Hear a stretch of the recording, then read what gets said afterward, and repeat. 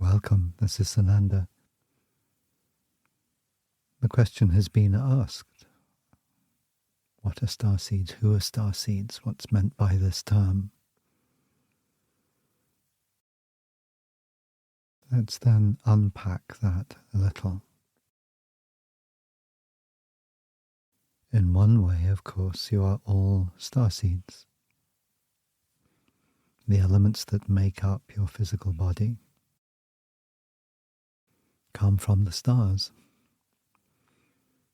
And so it is absolutely part of your inheritance as a human being that you come from the stars. In another way, equally truly, if you are here in human form, you are a child of the earth, not of the stars.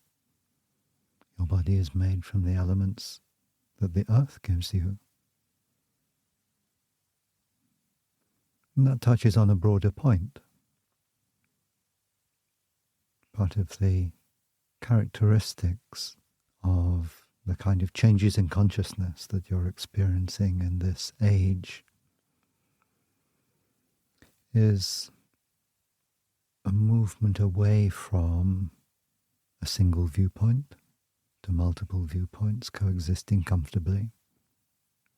A movement away from identifying yourself solely with your immediate physical reality and recognizing that actually it may be, in time, quite easy to experience yourself simultaneously as being a child of the earth, a child of the stars, a companion of star beings of many different kinds, able to have a degree of conscious awareness of other dimensions besides that of your outward physical reality, and so on.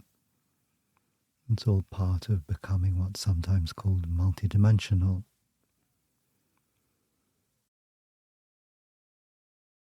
So there is all of that. You are, by your nature, in this physical reality, children of the stars. And that's beautiful, a beautiful state of existence. That you've chosen to enter a physical world, and in doing so, very appropriately, connected with the consciousness of the stars. And some of those stars more specifically or more closely than others. So that's given you a sense of locus in relationship to the physical universe. You've chosen a location in its time and space. And to give that, one might say, reality, you form these stellar relationships that manifest for you in part as this arrangement of vibrational patterns of energy that you experience as elements, and those elements having their initiation into physical reality through the activity of stars, some of which have ceased to exist in the physical world, others are still present. And all of this gives you a real experience, if you choose to access it, of being seeded from the stars in some very important and precious ways. But then we can come to the way in which that term is more commonly used. The notion that some of you have not the earth as a primary home, but do come as a visitor in some sense. And that if you are a visitor, then it is natural to assume that there is some other home that is more naturally or more wholly yours.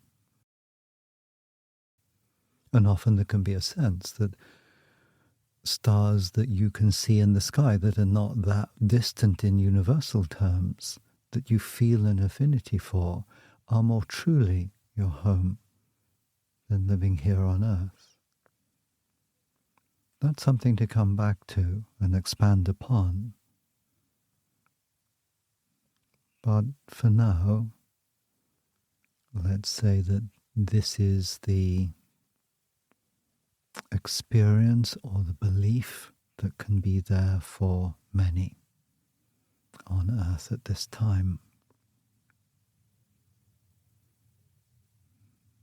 Time to enter some cautions, some caveats.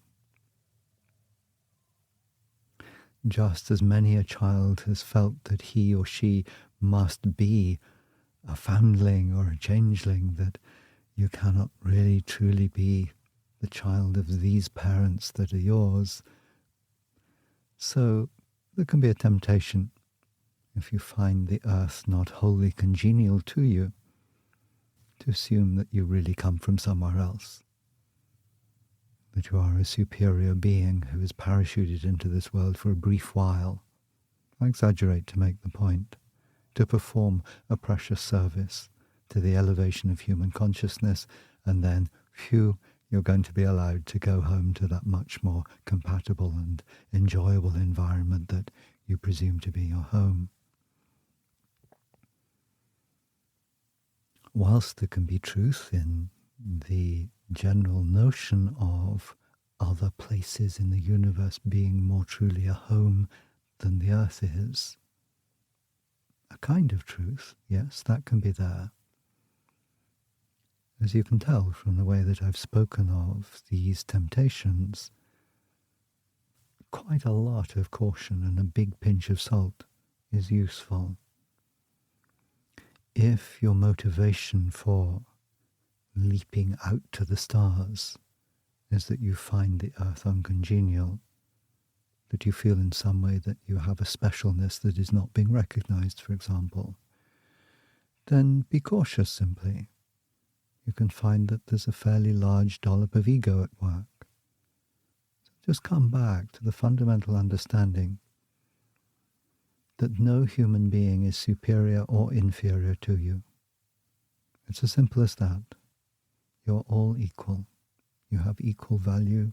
Every one of you has a unique value, but it is equal.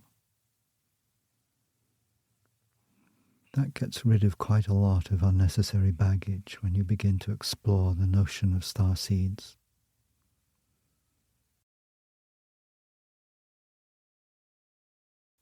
If it is that you find Earth uncongenial, at least in some respects, you can also understand that it is at least part of your purpose in being here to move to an experience of the earth and all that forms the environment of the earth becoming congenial to you. You can shift from a feeling of being alien in some sense to a feeling of being at home. We could say that there is a very simple reason for this, which is, as I've already indicated, and as you know, as physical beings, you are really, in many respects, quite truly and simply made of stardust. And that stardust comes from all over the universe, one way and another. So you are at home wherever you are in the universe. You are a child of the universe. Or if we shift to a different level, the universe is a child of you. As consciousness, as the oneness, you've created the universe. You've created all of this journey. So you are never away from home, wherever you are. But it's also true that this idea of starseed has a validity, that it is the case that a very considerable number of human beings now on Earth have a lot of experience of existing in other places in the universe, other dimensions of the universe as well, and that there is a genuine, simple, straightforward truth that for some, coming to the earth, living a human life, is not wholly alien, but it can be somewhat unfamiliar. There can be a sense of, now we've come closer to the way in which this term is often used, there can be a sense of having come to the earth with a purpose, that purpose being to be of service to humanity and to the earth itself, and that in order to perform that service, it has been felt wise by the being, the individual being, that human who is you, to train, to develop particular skills, particular ranges of understanding, particular patterns of energy that can be valuably imported into the energetic structure that gives rise to the human experience of the earth. So there can be many of you in this lifetime coming in with that kind of background, that you've had experience of training, of studying in wisdom schools, let's call them for simplicity, in other star systems. And whilst that might have been true over long ages, it has a relevance in this age because for many of you, you recognize there was an opportunity and a value in coming into this life with some degree of what we might call memory or insight into those other modes of being, those other places in which you've taken a lifetime or a number of lifetimes. And so rather than having a total amnesia, that at least sometimes in Earth history has been the way in which the process of becoming human was completed, a kind of wiping out a substantial degree of memories of other states of being so that you could have a full and focused human life without undue reference to other modes of being and other times and places. But in this age, there's the thinning of the veils, and therefore, for many of you, you have had this sense of perhaps Earth feels like home, but not your only home. Or perhaps you look around as you enter this world and become aware of the world around you as you grow through babyhood and on into childhood, the sense of an otherness, a sense of not quite getting the way that people understand, that there's a mystery about the general patterns of behavior exhibited by humans, because you have within you that sense of another set of references, that there are other ways of being with which you feel you're familiar. And this is part of the structure, the organizing of the fulfillment of purpose for many of you who have that kind of background, that you carry in with you sufficient awareness to recognize the otherness of this reality, because you come in to assist that otherness to evolve. And without recognizing it, it might be difficult to fulfill that function. And at the same time, with that feeling of otherness, is, if not there present for you as clear memory, there's a hankering for, a longing for that which you left behind.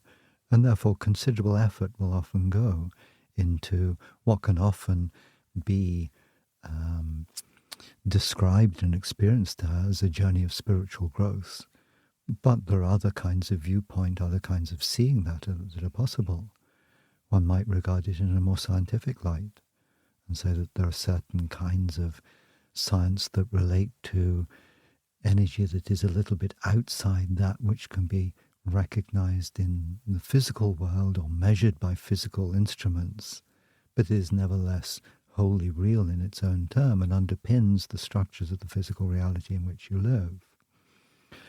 And so it can be seen in that kind of scientific light that you're simply mastering skills in this reality that were natural and well honed in other realities where the energy was somewhat less dense.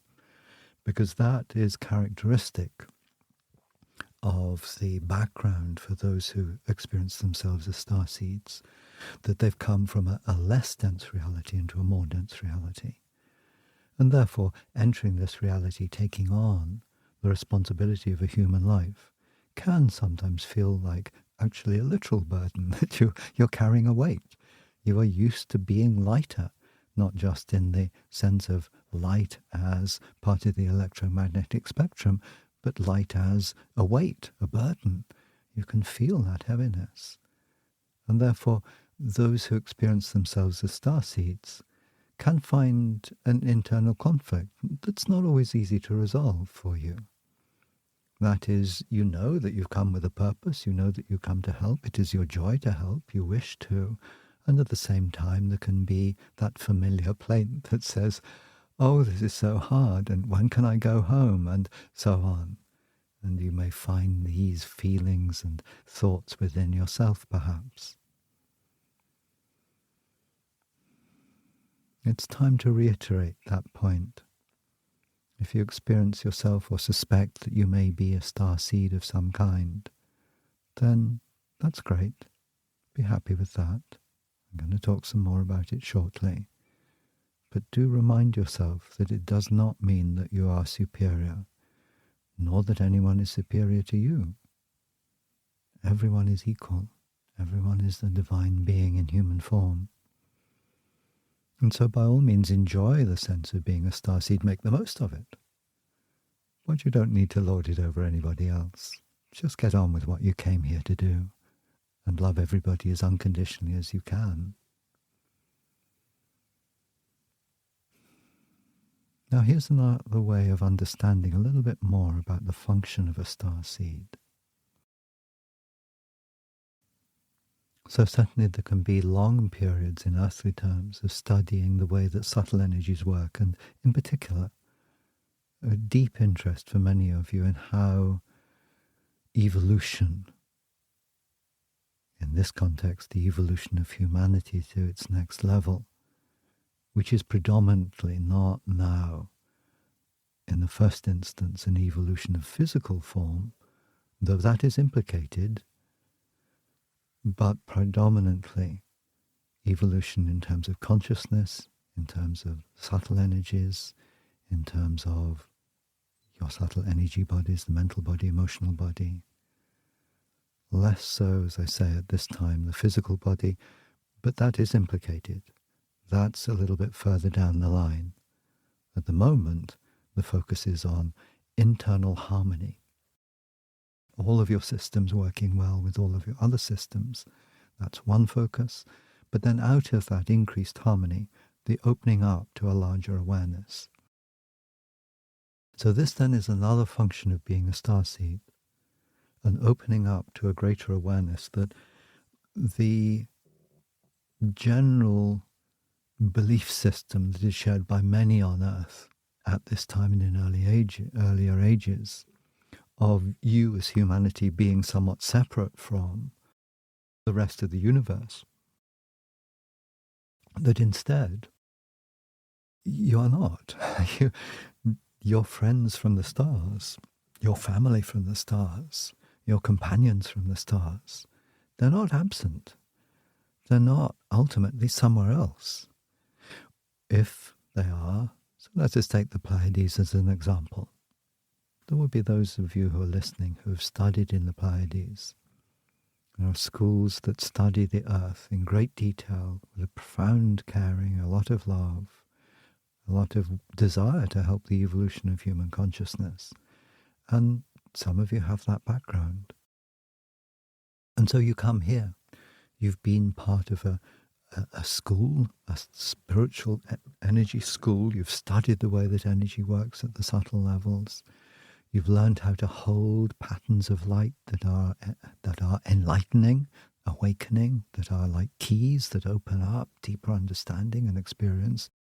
And you can come here and you feel that you're away from home, that you're missing your friends, that you can't quite remember all those things that you learnt in that other dimension because everything's a bit sluggish here, and so on. But lift out of that. More and more as time goes on, you will find that everyone's different, so what I'm saying may not be true for you, but collectively, you will find that there is an increasing recognition that you really can simultaneously be with those you love, wherever their physical location might be. So if we speak of the Pleiades, we can be speaking of a group of stars that is a considerable distance from Earth. we're talking about many, many light years, as physical beings in the way that you understand it, it is really not a practical proposition to travel with your physical body to the Pleiades. But as a being, as consciousness, you have no mass. You're not governed by laws of relationship between energy and mass and light. You can be in the company of your friends in the moment that you think of them. And increasingly, as I suggest, you're likely to find that that is so.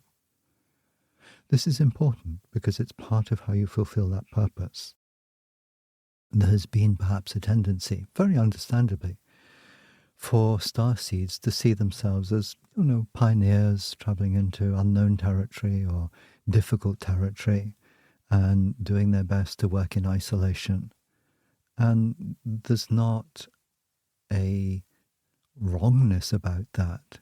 For many of you, it's been an important part of how you establish yourself on the earth plane, how you develop a strength of character, we might call it, willingness to persist with your purpose, even when things felt difficult and so on. But as time goes on, then there is this opening up to a different stage of what it is to be a starseed. And then it's not really so much about delivering some precious gift to the natives, which, as I've already indicated, can have severe disadvantages because the ego wants to get in there and take over. But much more a sense of sharing experience. And if that experience is to be shared, it is far more effective if you're sharing it, as it were, at both ends of the journey that you're making, that you are sharing consciousness with those you've studied with in other star systems, that you are with them and that you are holding their consciousness in yours, or they are sharing consciousness through you as part of your presence, and that your presence then is in a sense filled with the love, the light, the wisdom of multitudes of beings. And as you do that, and at the same time also continue to focus as best you can through all of the challenges on the ultimately infinite beauty of every human being, and allow yourself to experience that more and more, you as the starseed become not so much a pioneer in alien territory, but a doorway, a living doorway that fulfills a profound and important purpose at this time, which is that those who regard Earth as home and those who regard or experience other stars as home increasingly come together. Increasingly there is a simple sharing of friendship. We can start with that word, that you have so many friends as human beings in the universe. And for a while, for all kinds of reasons, your experience as humanity has been of comparative isolation, so that the lived experience at the physical level has been, as I've indicated a few moments ago, that the universe is impossibly large, that you are immutably isolated, that you sink or swim all alone here on this little planet, far away in a corner of the universe. And there's been value in that way of looking at it. You learn, as I was suggesting earlier, of the individual as humanity.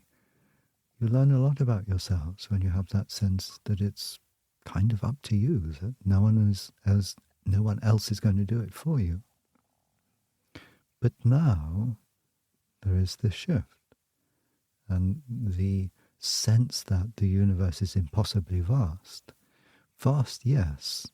Impossibly vast, absolutely not. No.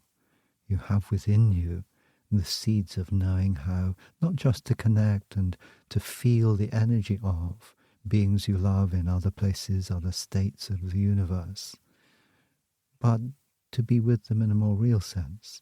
That's some way down the line. There's no hurry to get there. For the moment, developing this sense of being in a friendly universe and that friendship being manifested in part, and in a very important part, through beings who are not really that dissimilar to you.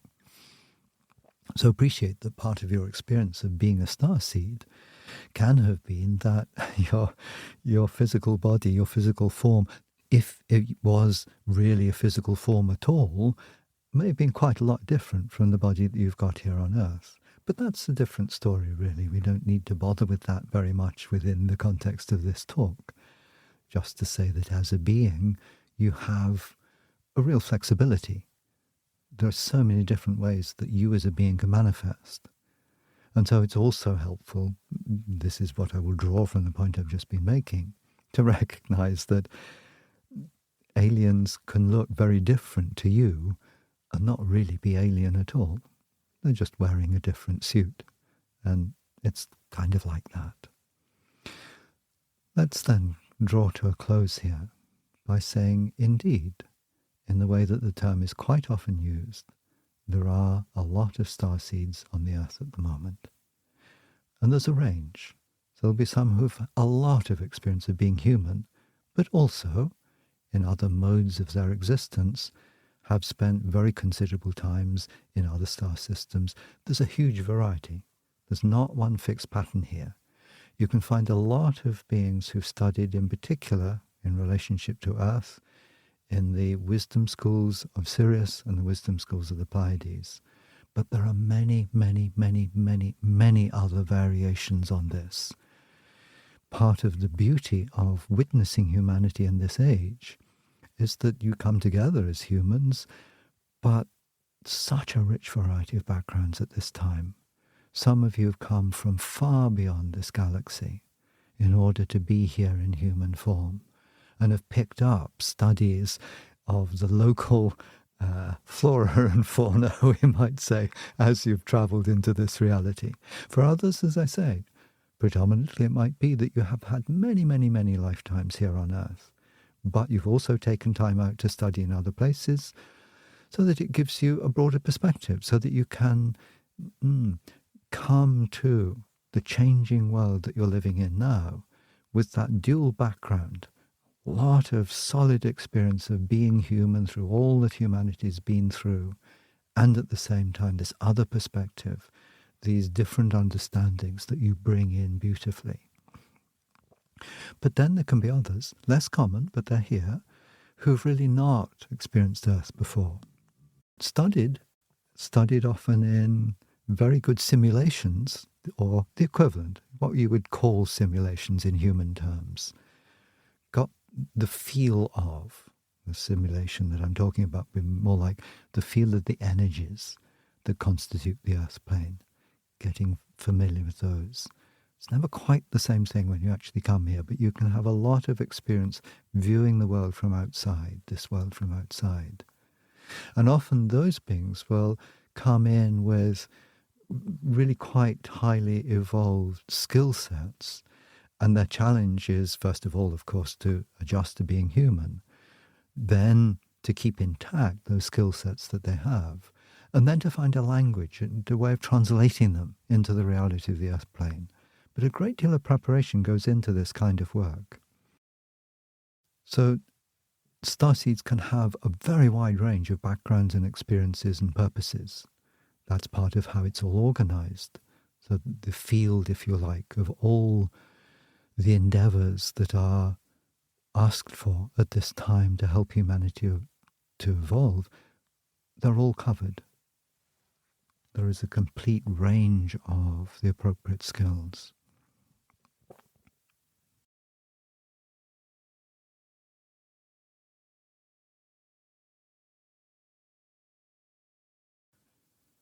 Certainly that emphasis on the equality of all beings. Secondly, the encouragement to know that whatever your background, you're at home here. And if you don't feel at home here, learn to be at home here. Begin by looking around and finding what you can love and build on that. And if you can't find something to love in the earth plane reality with, for example, the astonishing beauty of the natural world, then look after yourself. Be kind to yourself. Nurse yourself back into well-being. And then understand too that though if you've experienced yourself as a starseed, I'm suggesting that you come in with a purpose, you come in to help, you have probably come in with a great deal of training and skill. But understand that all of that is delivered through you being you living your life, you listening to the inner voice of your own inspiration. You're not a puppet. If you're a starseed, you haven't been sent here to be operated on by some puppet master on a distant star system. It's not like that. You have free will. And whatever your purpose, whatever your training might be, it comes out through the ordinary day-to-day lived experience of being you, following your dreams, listening to your inner voice, growing in wisdom just as best you can. And the best you can is through every experience you have in this life. So do understand also that, in a sense, being a starseed is very ordinary. That is to say, starseed or not starseed, you live your purpose through the ordinary business of living your life. Being you is a huge part of the gift that you bring to the earth plane, whatever your background is. And ultimately, you are one with all living beings. So again, doesn't matter whether you're a starseed or not a starseed. Just know that you're a beautiful presence on earth, and that means you are a manifestation of infinite beauty. And be happy about that. And thank you for listening.